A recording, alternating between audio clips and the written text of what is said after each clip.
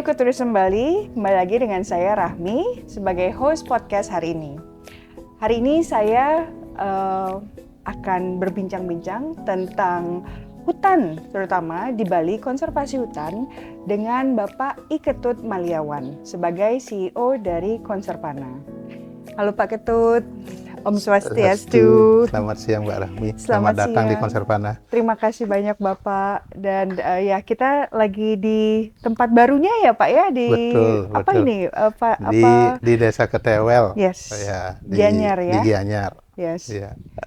Dan di sini kita bisa lihat ada vanila dan juga ada beberapa produk dari Conservana yang diproses di sini, namun di supply dari kisaran Bali ya. Ada di timur, Ya, ada di barat. betul. Ya, ada di mana Pak? Kalau yang di timurnya? Di timur tuh dari Besakih ke arah ke Kintamani di KPH Bali Timur. Ya. Kalau dari barat tuh di Desa Yahembang, Kauh di KPH Bali Barat. Bali Barat. Ya.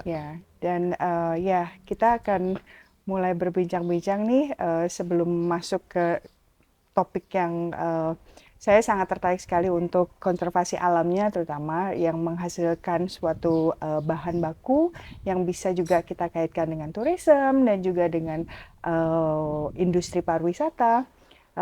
Bapak Ketut nanti akan berbicara banyak tentang apa aja sih yang sudah dilakukan dan apa yang berhasil dan apa yang masih menjadi challenge untuk Conservana. Nah, sebelumnya mungkin Bapak Ketut Maliawan bisa cerita apa sih Conservana, Pak? Oke Mbak, Conservana itu kita mulai di tahun 2019 sebenarnya. Sebenarnya kita tuh tergerak ikut melihat ke dalam sisinya hutan. Nah, setelah ada program perhutanan sosial dari pemerintah, sebenarnya kita ingin ikut berpartisipasi gimana sih setelah lahan-lahan hutan ini dibagikan ke kelompok-kelompok masyarakat, itu benar-benar bisa bermanfaat bagi masyarakat, dan tentunya kita ingin melihat hutan ini tumbuh kembali. Nah, kalau perjalanan kami di Bali sebenarnya sangat dibantu sekali, sangat disupport sekali sama KPH Bali Barat dan teman-teman kelompok tani. Akhirnya dengan difasilitasi KPH Bali Barat, kami bisa melihat masuk ke dalam hutan yang kebetulan kami baru sempat melihat di 6 kelompok tani. Yang di barat? Di barat. Satu kelompok tani di timur, di Besakih. Nah, kita sempat curhat sama teman-teman petani yang generasi sebelumnya, mungkin 20 tahun, 30 tahun yang lalu, generasi sebelumnya udah nebangin hutan tuh. Nah, sekarang ada masih yang bagus, ada yang udah ada seperti ladang. Kita melihat, wah kok hutan begini gitu. Nah, jadinya dengan semangat itu kita mulai mencoba nih, ayo gimana caranya kita kembalikan lagi fungsi hutannya tanpa menyebabkan masyarakat merasa terpisah dengan hutan. Jadinya masyarakat yang akan mengelola hutan ini, mereka harus menikmati hasilnya, tapi harus menjaganya juga. Betul. Itu yang sebelumnya mereka belum ada rasa itu. Pokoknya kayu tebang aja dapat uang gitu. Betul. Itu sih sebenarnya yang kita lakukan. Di saya tuh pas pembukaan tentang apa itu Conservana, saya langsung banyak sekali pertanyaan yang saya pengen gali lagi ya. Jadi hasil bumi sebenarnya tuh potensi dari hutan di Bali itu apa aja sih Pak, selain yang obvious mereka ada alih fungsi jadi potong kayu aja jadi kayu ya kan? Iya. Sebenarnya apa aja sih potensinya Pak?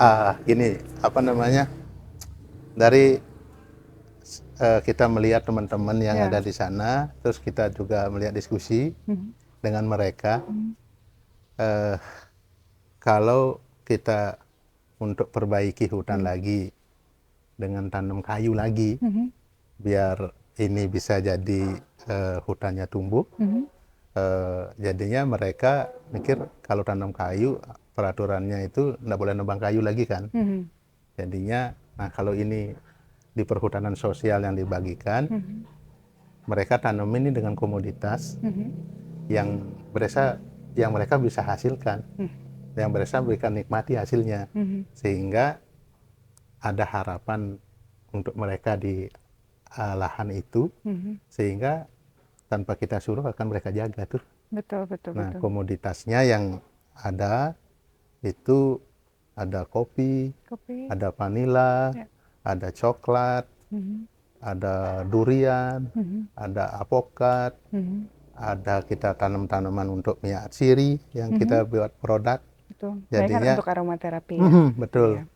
Jadinya sebenarnya kita berkomunikasi dengan teman-teman dengan lahan yang di Bali itu, masing-masing petani itu mengelola 1-2 hektar saja hutannya. Kita ingin mencari jalan gimana sih teman-teman ini menghasilkan sepanjang tahun, Betul. sehingga istilah keren sekarang polyculture dan permaculture yang mereka yang ada istilahnya sebenarnya mereka udah lakukan. Betul.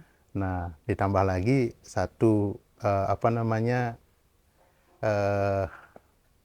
kearifan lokal yang ada di Bali, sistem tanam tuwuh namanya. Apa Tanam itu tuwuh tanam tuwuh? itu menanam sekali, ini bisa diwariskan ke Sampai anak generasi cucunya. ya, Nanti berikutnya ya. generasi kedua, generasi ketiga bisa masih menikmati hasilnya, sehingga kelestarian hutannya Ya. yang kita ngomong sustainability itu Betul. memang akan nyata adanya. Nyata, ya. Karena Berkelanjutan. dia Jadi berkelanjutan itu sekarang kita ambil ya kan, terus habis itu habis mereka ya. nanam lagi. Betul. Nah, ini sekarang yang itu yang kita lakukan. Akhirnya teman-teman di Bali Barat ini 1 tahun tuh bisa panennya bisa 5 kali panen. Ya, dan dari beberapa macam komoditas Iya, ya betul. untuk satu area. Untuk satu area sekali tanam panen kopi, sekali tanam panen kakao, dia panen vanila, dia nanti panen durian. Betul. Ini sehingga ekonominya itu Ya.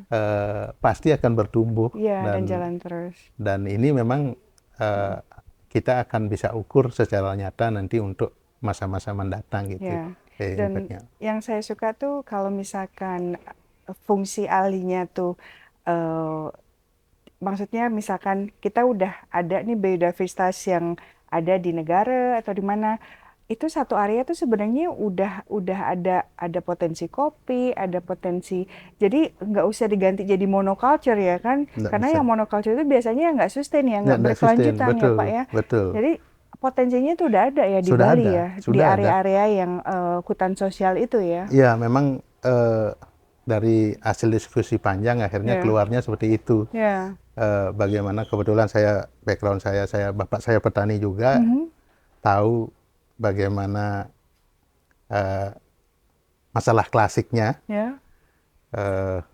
Kalau panen sekali tiba-tiba harganya ambruk gitu, nggak ada yang beli. Nah, Ya. akhirnya kita nggak jadi ngapa-ngapain. Ya, Nah, kalau makanya satu aja tergantung ya dengan makanya satu. kita buat kita diskusi sama teman-teman juga dengan semangat melakukan, ayo tanam ini akhirnya sepanjang tahun ada aja mereka panen. Ya, betul. Sehingga pendapatannya mereka nggak akan bergantung pada satu komoditas. Ya, ya, ya. Itu. Dan untuk informasi dulu, jadi pemerintah itu memang ada program ya, namanya hutan sosial, di mana hutan negara itu dikembalikan atau diberikan dalam arti siapa yang mau menggarap ini, ya kan? Mungkin Bapak bisa menjelaskan lebih lanjut tentang program hutan sosial ini. Ya, memang pemerintah pusat tuh punya program perhutanan sosial. Jadinya sebagian dari hutan ini dikasih ke kelompok masyarakat untuk dikelola dengan tujuan selain menjaga hutannya, Betul. ekonomi masyarakat juga terangkat gitu. Betul. Nah, itu yang sebenarnya pinggiran hutannya aja dikasih sama pemerintah yang jadi perhutanan sosial, tapi masih ada hutan, kalau negara namanya hutan blok inti itu. Blok intinya itu hutan benar-benar tidak bisa dijamah. Kalau kita masuk ke sana, wah benar-benar masih bagus sekali.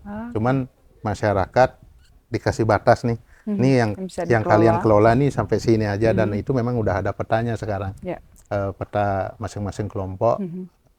Kayak satu kelompok di negara namanya kelompok tani hutan Giri Amerta.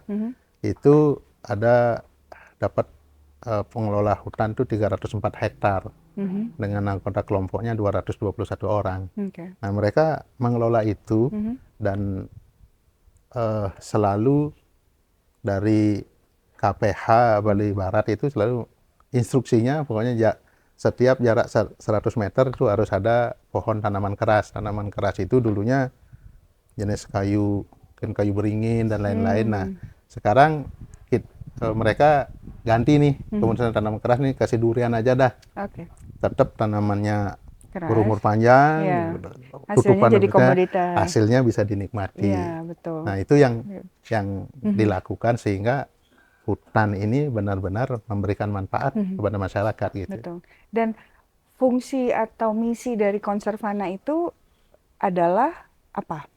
Sebenarnya misinya itu bagaimana hutan ini kembali diperbaiki, direstorasi, dan masyarakat yang ada di dalamnya itu jadi pemilik dari hutan itu yang menjaga gitu. Akhirnya mungkin kalau ini bisa terjadi, tugasnya KPH, KLHK itu udah semakin ringan karena mereka akan menjaga dengan sepenuh hati. Karena harapan hidup ada di sana. Nah, itu yang sebenarnya dilakukan, dan problem yang kami temui sebenarnya gimana hasil-hasil hutan ini terdistribusi dengan baik. Itu kata kunci berikutnya, bahwa para petani ini selain menjaga, mereka tahu bagaimana untuk mendistribusikan hasilnya, komoditas yang sebenarnya menjadi hasil bumi dari Bali ya kan, dan dibantu oleh Conservana untuk mendistribusikan, bahwa ada pasar di sana untuk bisa menjualkan ya Pak ya. Gini, sebenarnya kami di Conservana itu sebenarnya kan badan usaha murni. Sebenarnya kami ingin ikut berkontribusi memperbaiki hutannya, menjaga hutannya dengan menjadi off-taker dari hasil-hasil petani. Nah, kami di sini kami punya nilai bagaimana teman-teman petani di hutan yang sudah menjaga tanahnya, dia bertani dengan sangat bagus, terus hasilnya juga bagus. Nah, kita akan kelola di sini pasca panennya, sehingga jadi kualitas barang yang sangat bagus. Jadinya nilai itu akan sama. Makanya kita di sini juga teman-teman reproduksi, kita ajak nih melihat hutan ke sana. Ini loh teman-teman petani begini beratnya menjaga hutan sehingga menghasilkan komoditas yang kita kelola. Kita harus sangat serius dengan itu. Nah, teman-teman petani juga kita ajak main ke sini, beberapa ketuanya. Nih, kita buatkan fasilitas loh, bahwa kita serius akan sama-sama menjaga hutan itu, sehingga hasil-hasilnya itu jadi bahan hasil hutan, produk yang berkualitas tinggi. Nah, produk-produk apa yang sudah dihasilkan oleh Conservana sampai sekarang? Kalau sampai sekarang kita ada vanili, kita ada kopi, terus kita juga ada essential oil.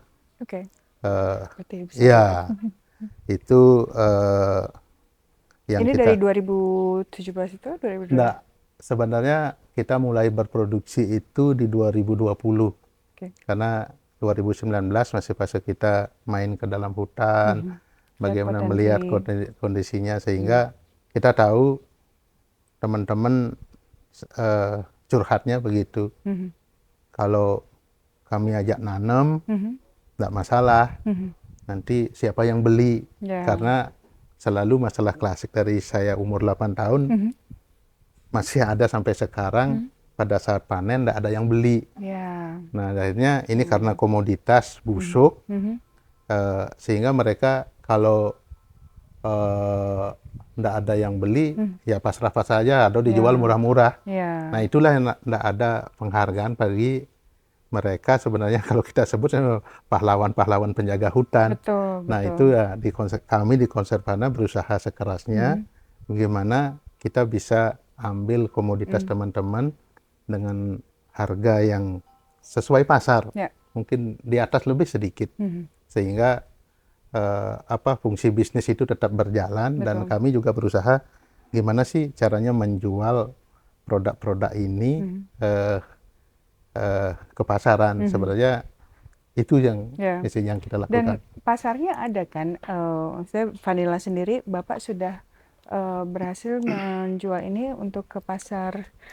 Kalau vanila kebetulan kita udah ekspor karena memang ada perusahaan-perusahaan di Inggris, di Jerman, dan di Cina itu yang memang sevisi melihat Konservana bagaimana kelestarian hutan terjaga itu memang sangat komit. Kalau di dalam negeri, mungkin beberapa hotel dan restoran juga sudah pakai vanila kita, dan di toko-toko retail juga sudah ada. Gitu.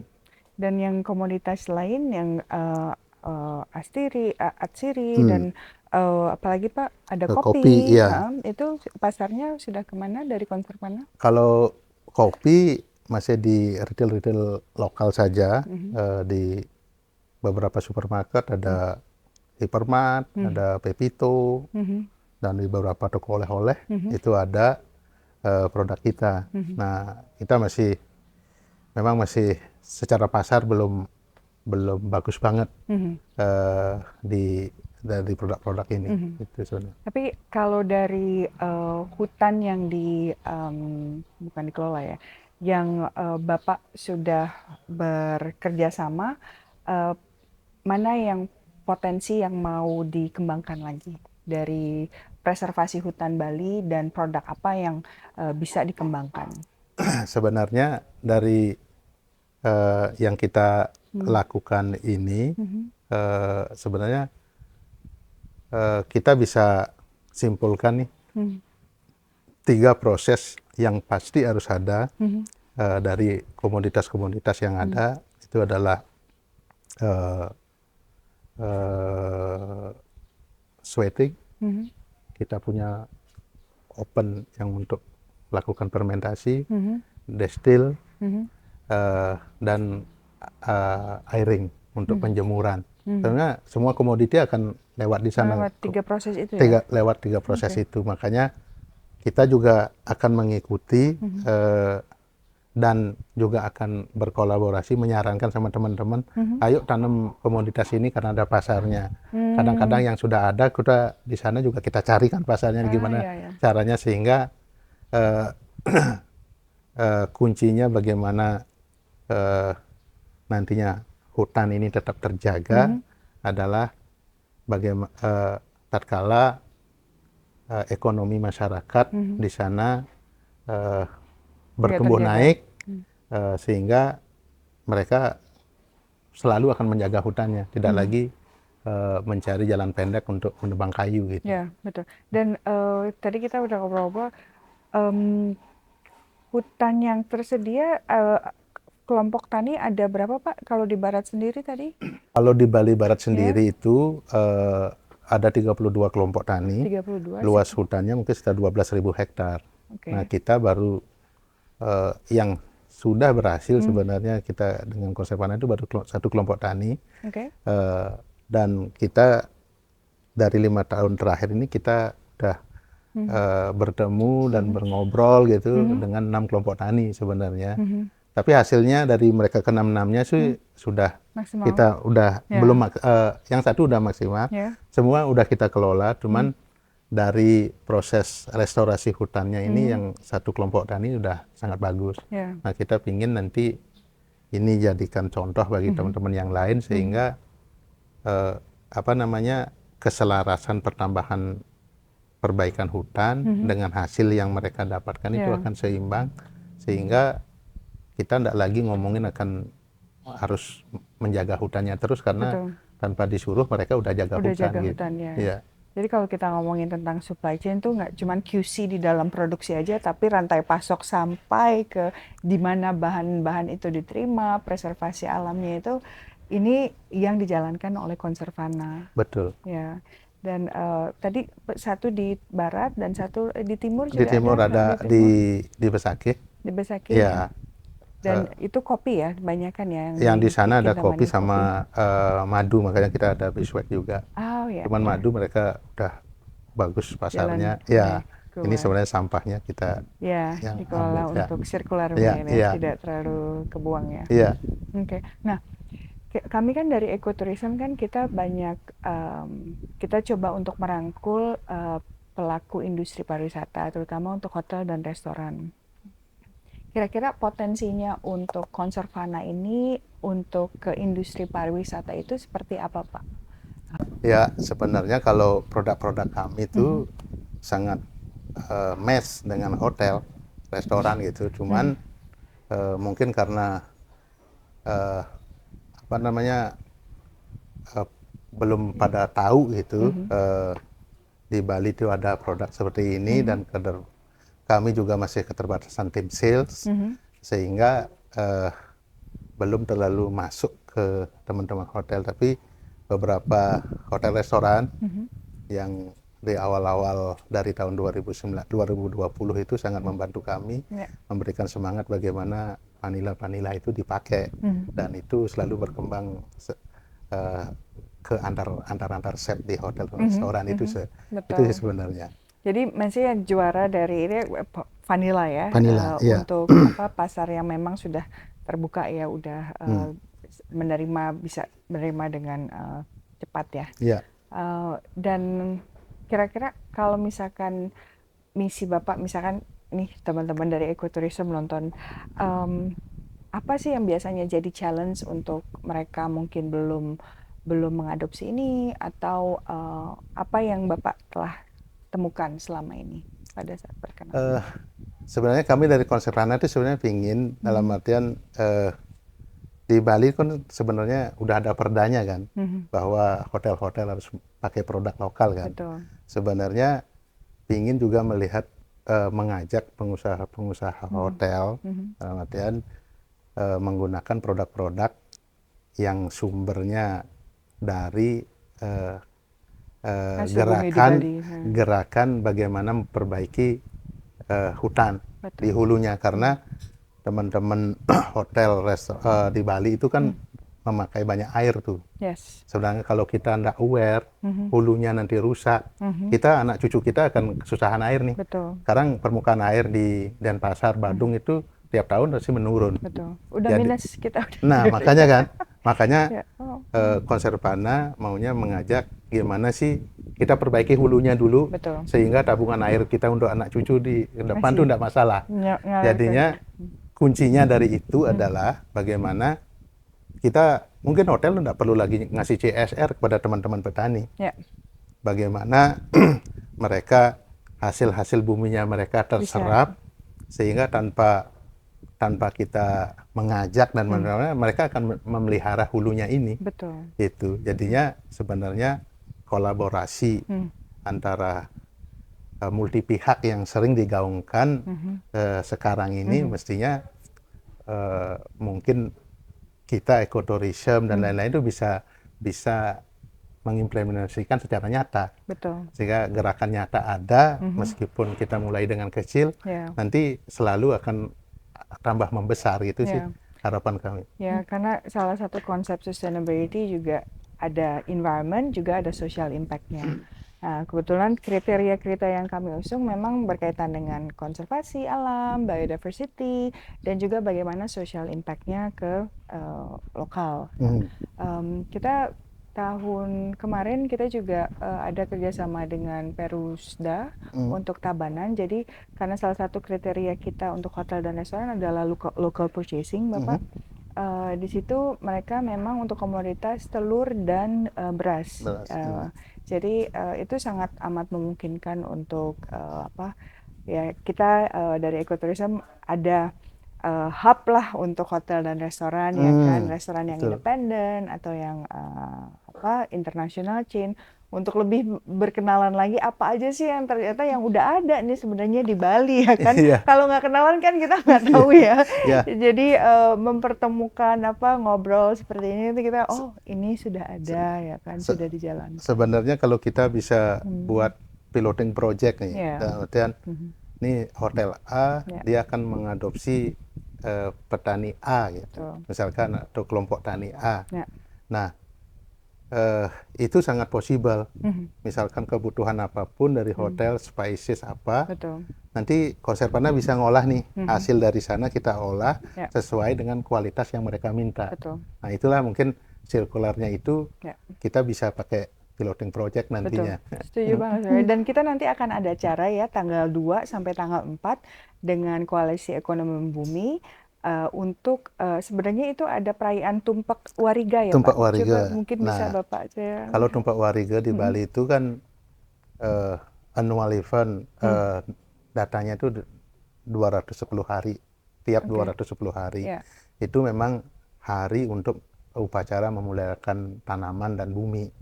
Nah, makanya mungkin kami Konservana juga dengan teman-teman camp mencoba mengajak bagaimana sih acara lokal ke kearifan lokal ini bisa benar-benar dimaknai sama kita semua, bahwa ini akan jadi gerakan mengingatkan kita, ayo kita jaga hutannya sama-sama. Gitu. Tanpa hutan, tanpa alam kita nggak bisa hidup, kita benar-benar benar, karena tanpa banyak yang kita sadari, teman-teman di hulu itu yang benar-benar menjadi guardian dan menyediakan air bagi kita. Kalau di sananya rusak, jadinya airnya ini kualitasnya akan rusak. Makanya kesadaran itu mungkin kita perlu bangkitkan, kita perlu diketahui juga sama pengusaha-pengusaha hotel. Mari kita jaga alamnya sehingga keberlanjutan ini akan terjadi gitu loh. Karena kita di satu pulau ya, satu dan lain pasti kita ketergantungan antara satu dan lain. Ini pulau kecil, dan dengan kita kalau teman-teman biasanya semangat gotong royong, kalau kita saling mengetahui punya peran masing-masing, kita menjadi satu kekuatan ya, bahwa ya Bali kalau nggak ada alamnya, there's no Bali. Nggak ada kulturnya, there's no Bali, ya kan.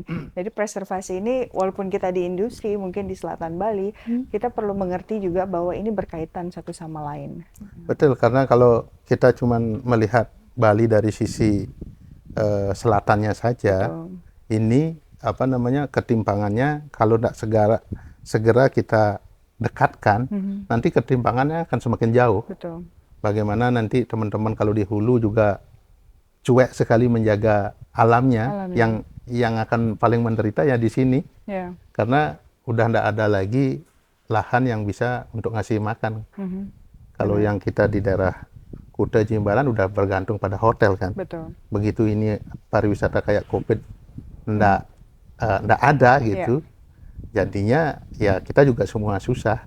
Makanya mungkin dengan percakapan ini, ekoturism itu bisa mulai kita melakukan langkah-langkah kecil ya, untuk bisa mendekatkan antara hulu dan hilir sebenarnya. Gitu. Ya, dan ya salah satunya adalah dengan ngobrol-ngobrolan seperti ini, kita bertemu dengan berbagai macam banyak inisiasi yang memang sudah ada di Bali dengan misi sebenarnya sama, satu payung, yaitu untuk menjaga Bali dari berbagai aspek. Kebetulan kita di tourism, di pariwisata, sangat dekat sebenarnya dengan apa yang Conservana lakukan, yaitu keberlanjutan alam kita, keberlanjutan sosial kita, ya kan? Itu adalah aset-aset yang memang kita harus jaga di Ya, Bali. Ya. Dan kalau misalkan dengan SDG, Sustainable Development, karena ini salah satu iya, misi dunia ya.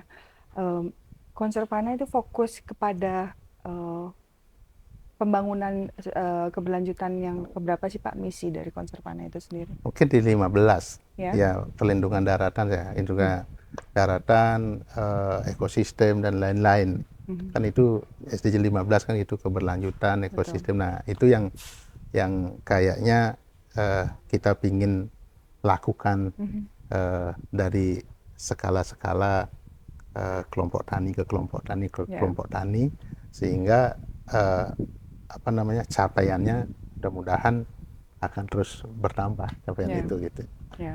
Nah, kalau kita ngomongin pariwisata, kalau menurut Bapak, kalau dengar kata ekoturism atau sustainable tourism, menurut Bapak itu apa sih yang terlintas? Kalau menurut saya, kalau yang melihat sisi pariwisatanya gitu, mestinya pariwisata ekoturism, sustainability itu tidak rakus lahan lah. Mungkin bisa lebih dekat dengan masyarakat, tidak selalu inklusif gitu. Mungkin sama itu mungkin visinya dengan produk lokal mungkin harus lebih tinggi daripada yang lain gitu sih. Tahun lalu kita karena kita baru juga Pak, dari 2001 kita sudah berhasil, karena risetnya sih sebelum itu akhirnya mengeluarkan indeks keberlanjutan untuk hotel dan juga untuk restoran. Yang restoran baru tahun lalu, yang hotel 2 tahun lalu.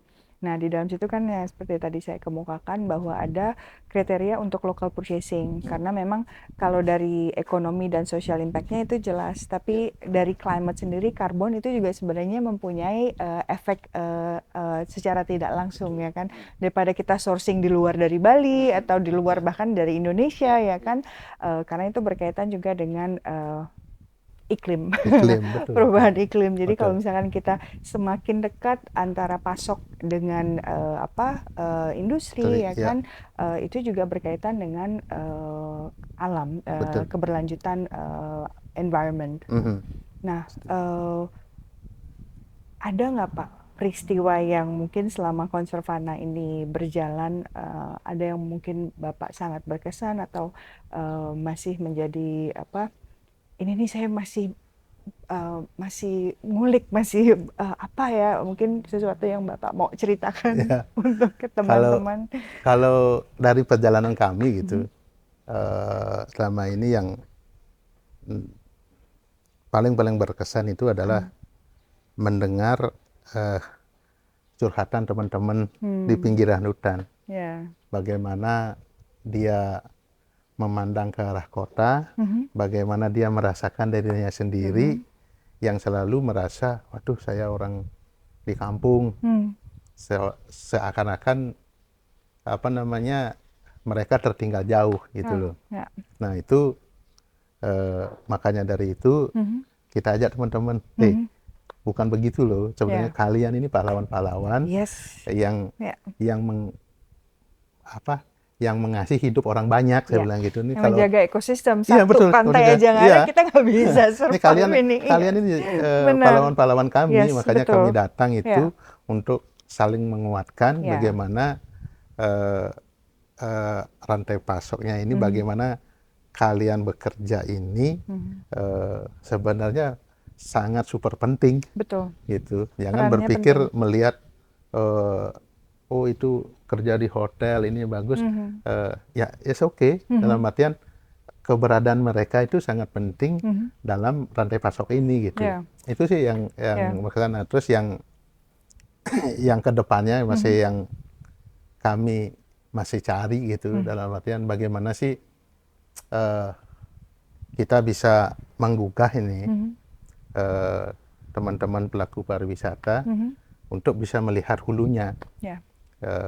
Mungkin mari sama-sama berkontribusi mungkin paling jelek-jeleknya lah pakai produk-produk yang dihasilkan dari Dari mereka hasil bumi, gitu. betul. Sehingga keberlanjutan ini akan nyata Betul. gitu. Selama hasilnya di sana eh, tidak terdistribusi dengan baik, ini akan ketimpangan akan ada.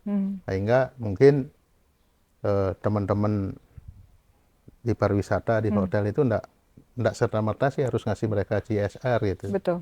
Dengan menggunakan produk-produk hasil bumi mereka, itu akan lebih membantu daripada itu. Betul. Gitu.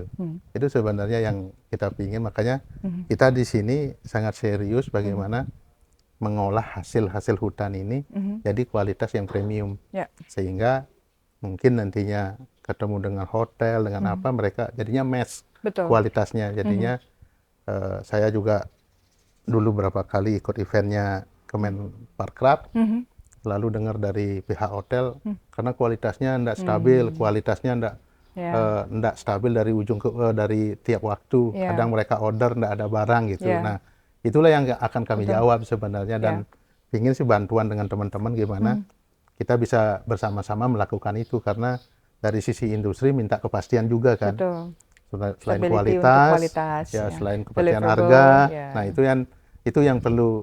Makanya kami ingin jawab itu sebenarnya, untuk menyambungkan bagaimana hulu dan hilir ini kita bisa jahit lah sama-sama Betul, gitu. betul. Dan Gitu. semua tuh punya peran penting dari farmer sendiri, Conservana untuk memastikan itu. Dan kalau semakin banyak orang tahu tentang role Conservana, terutama untuk teman-teman di pariwisata, hotel, dan industri, demand makin tinggi juga semakin banyak preservasi untuk alam. Jadi impact-nya itu juga langsung untuk Bali. Karena ya tadi Bapak bilang dari hulu ke hilir.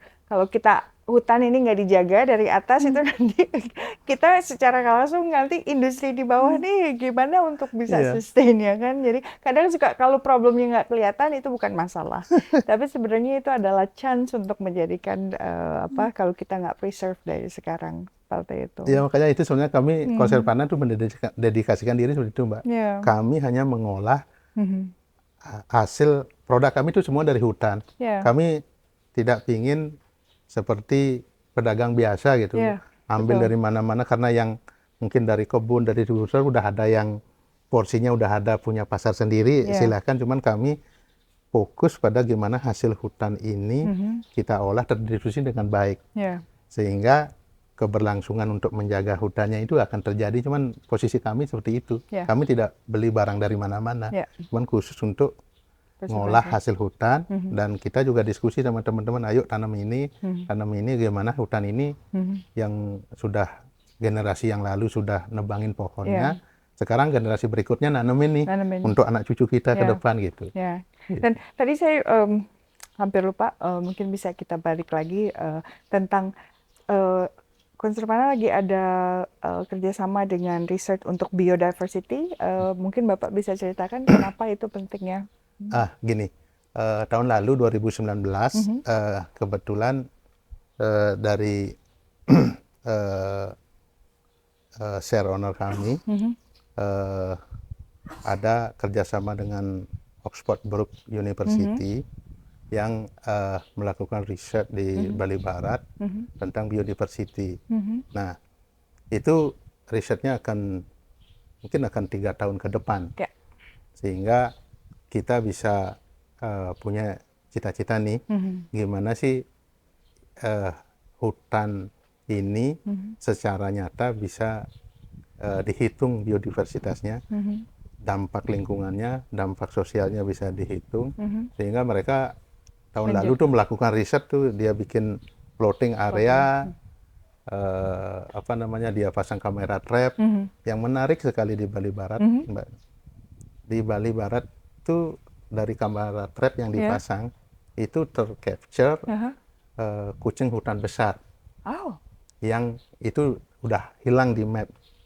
Itu tercapture mungkin sejenis macam kumbang, tapi dari Brook University bilang ini kucing hutan besar, masih tercapture. Berarti masih ada ya? Masih ada. Yang pikiran punah atau apa? Punah. Itu jadinya kita juga masih mikir gimana sih nanti kita bisa membandingkan nih kawasan ekonomi restoratif seperti perbaikan hutan ini, kita nanti bisa comparing nih dengan ekonomi yang eksploratif seperti tambang dan lain-lain. Betul. Nah, mungkin kalau tambang ini Cepat. ada waktunya Nah, habis.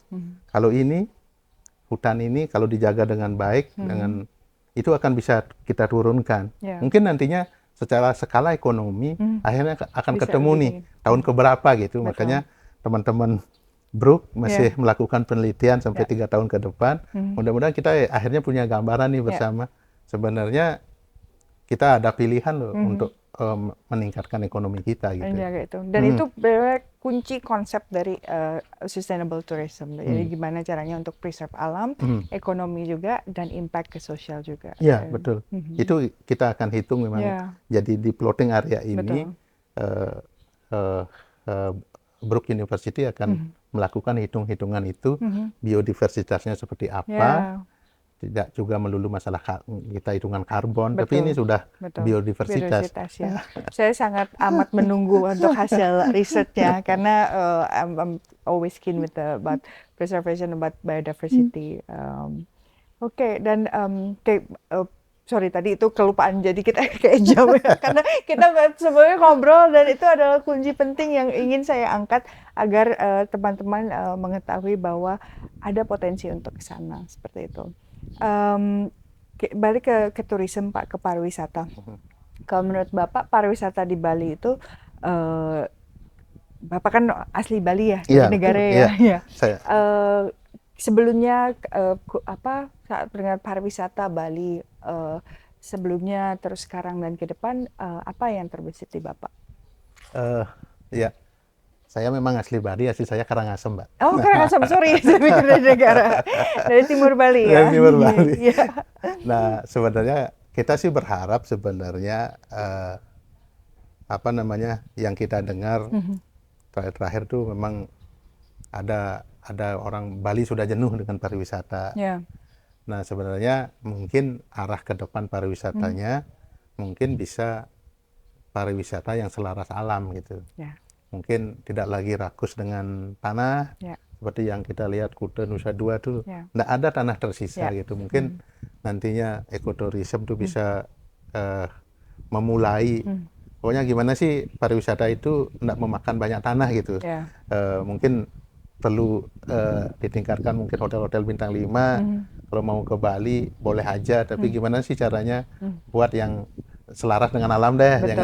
Jangan kita khawatir nih, biar Bali tidak seperti Betawi, nanti orang-orang Bali tidak punya tanah lagi gitu. Jadinya mungkin itu perlu dipikirin sih, bagaimana menjaga itu. Mungkin kan itu mungkin pemerintah atau multi pihak lah, yang mungkin aware dengan pemodal yang punya modal banyak, mungkin dia juga tergugah, artinya kita tidak mau nih ambil banyak tanah, mungkin kita sebar di beberapa tempat sehingga alam Bali masih bisa terjaga gitu. Ya, memang itu menjadi PR bersama, karena banyak yang belajar dari COVID sih Pak ya.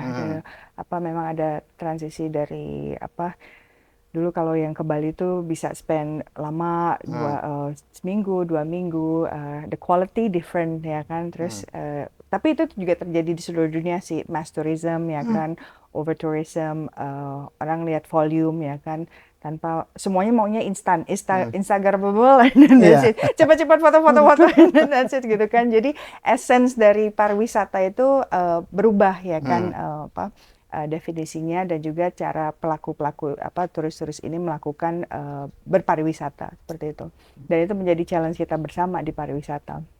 Namun kan kita ada beberapa kunci tadi, bahwa apa yang ada ya kita nggak bisa rubah. Maksudnya kita bisa dengan industri yang sudah ada, bagaimana kita mengkaitkan lagi dengan mungkin dengan local purchasing, karena kalau kita ngomongin keberlanjutan, dan itu adalah misi utama dari ekoturism, ada environmental impact, ada social impact, dan juga ada economic benefit ya kan. Jadi apa yang ada mungkin kita bisa kenalin lagi local purchasing, kontak lebih dekat dengan supply chain yang ada dengan di Bali itu gitu, menjaga apalagi dengan Conservana ada misi penting, yaitu konservasi hutan.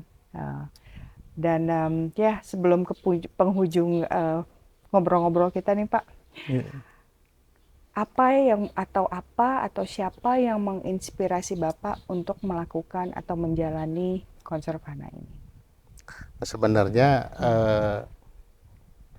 salah satu eh, yang menginspirasi kita sebenarnya eh, kita melihat ada eh, bapak-bapak seperti Mhm. Pak Emil Salim yang sangat Ya, getol menjaga alam. alamnya, gimana Pak Sarwono Mhm. yang Betul. orang begitu lurus Mhm. bisa menjaga alam. Ya, Dan itu apa namanya, bagaimana juga tetua-tetua kami di Bali ya, yang benar-benar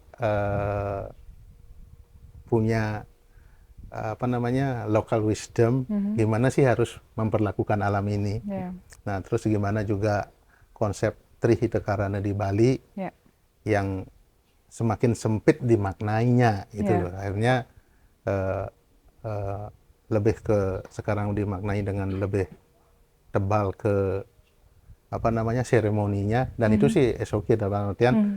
bagaimana hubungan manusia dengan alamnya Mhm. tidak cuma sebatas seremoni.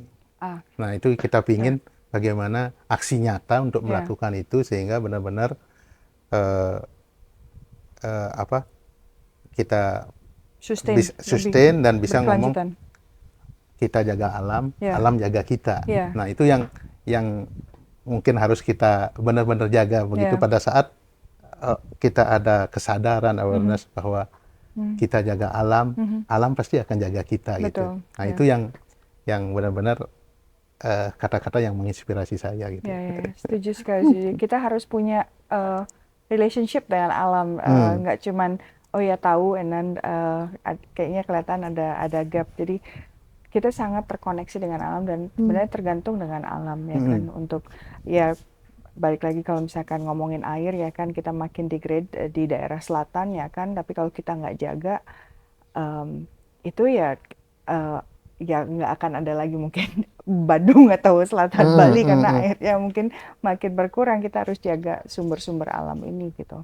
Em, ya saya belajar banyak dari Bapak. Terima kasih banyak untuk apa pemaparannya dan juga tentang cerita-cerita tentang hutan, preservasi hutan.